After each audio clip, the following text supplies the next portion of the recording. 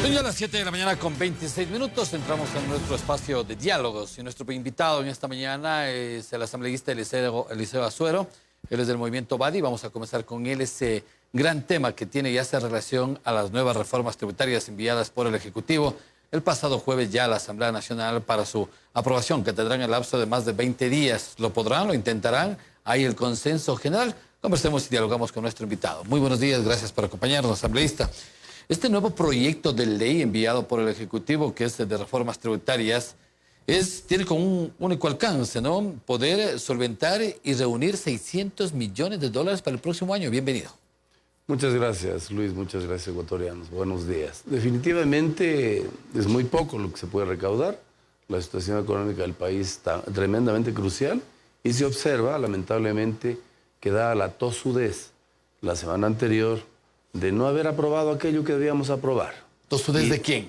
Bueno, de algunos sectores políticos que a mi juicio estaban pensando en la agenda electorera y que posiblemente no les salió los cálculos como preveían. Pero raro, ¿no? Socialcristianos y correístas se unen para archivar el proyecto. Pues yo creo que hubo una coincidencia. Yo he escuchado a los socialcristianos sostener su tesis permanente, no es una tesis de ahora, de no más impuestos. Pero lamentablemente el Ecuador en estos momentos, al haber gestado este tipo de situación, permitió el incremento de casi 400 puntos del riesgo país, lo cual hace que el endeudamiento para los ecuatorianos sea mucho más oneroso, mucho más caro. Esto quiere decir que debemos ser un poco más responsables en todo lo que decimos y hacemos. Mi posición de inicio fue de que respaldemos, aprobemos las cosas positivas, neguemos lo negativo, mejoremos aquello que había que mejorar. Lamentablemente esa posición no tuvo el suficiente eco, lo planteó Patricio Donoso, por ejemplo, estuvimos en la línea y sintonía nosotros, pero hoy una vez más se observa de que hay una suerte de reflexión de parte de diferentes sectores políticos. Ahora, vamos a dejar de lado lo que ya pasó. ¿Cuál es el futuro que le espera al país con estas nuevas reformas tributarias a criterio del asambleísta Eliseo Azuero? ¿Ese será el camino, la alternativa para el 2020? Mire, la negatividad de muchos sectores sociales hace prever que el escenario futuro no es muy favorable. El crecimiento de la economía del país no superará ni siquiera el dígito, es decir, no tendrá 1%, tal vez llegaremos al 0.6%, lo cual es tremendamente lapidario. No olvidemos también de que se inicia un proceso electoral que igualmente va a traer consecuencias o trae consecuencias.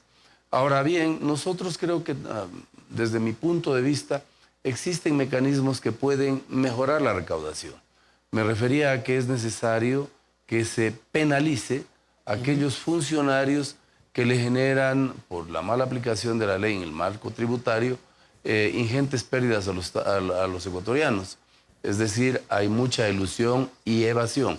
Me explico mejor. 270 grupos económicos facturan alrededor de 68.000 millones de dólares, que traducidos a la tabla de impuestos no debería ser sino el 4 y el 5% de la captación total de los impuestos, pero apenas da el 2.36%.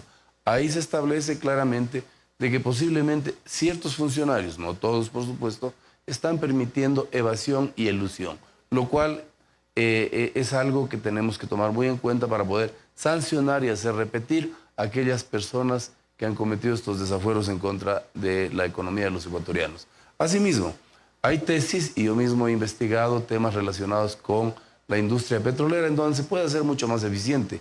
Imagínese usted, los intracampos generaron una gran expectativa y se dice de que iba a haber una inversión que superaba los 1.000 millones de dólares, más lamentablemente ahora mismo tengo información de que muchas de esas empresas que han venido a laborar en el país, lo que han venido es solo con el contrato en la mano y no han ingresado los recursos que por medio de los contratos estaban obligados a hacerlo. Eso genera una situación bastante complicada en los que proveen bienes y servicios a estas empresas. Hay propuestas alternativas, como las que menciona usted, que me imagino fue presentadas al gobierno. Si son positivas, ¿por qué no las pudieron aplicar para este proyecto? Bueno, yo hice llegar a algunas iniciativas. Yo, por ejemplo, hacía notar de que el hecho mismo de eliminar la tributación y el marcado a la cerveza artesanal podría generar una oportunidad para evadir por parte de las empresas cerveceras la posibilidad de seguir pagando los impuestos a los que tiene derecho. Pongo un ejemplo. Allá en el 2012, cuando se empieza con el proyecto CIMAR, es decir, el marcado de las bebidas alcohólicas, para entonces la Cervecería Nacional declaraba 576 millones de litros y de pronto pasa a 1.600.000 litros, es decir, duplica aún más que duplica la recaudación, lo que quiere decir de que en el Ecuador tenemos la mala costumbre de no pagar con la conciencia social que debemos tener los impuestos que deben ser distribuidos para los más pobres. Ahora sí, vayamos entonces, en definitiva, ¿qué le gusta de la ley, asambleísta? Bueno, ahí hay temas bastante importantes, como el tema de reactivación económica para los sectores productivos, la eliminación del impuesto a la renta, del anticipo al impuesto a la renta, la condonación de intereses, mora y recargos a los casi 9.000 becarios, entre otros. ¿Qué me disgusta o qué me preocupa? ¿Qué no le gusta? Me preocupa sobre todo el pago de obligaciones de deuda a través de papeles. ¿Por qué? Porque sencillamente en el momento que usted presenta un papel del Ecuador con el riesgo país tan alto que está, bueno, usted tendrá descuentos demasiado elevados, lo cual es bastante pernicioso para la economía de los ecuatorianos. Tomo un tema muy importante, el riesgo país. Con el archivo de la última ley y con el enviado del Ejecutivo, el riesgo país subió a más de 1.400 puntos. Es decir, no le convencía ni lo uno ni lo otro. ¿Eso qué significa?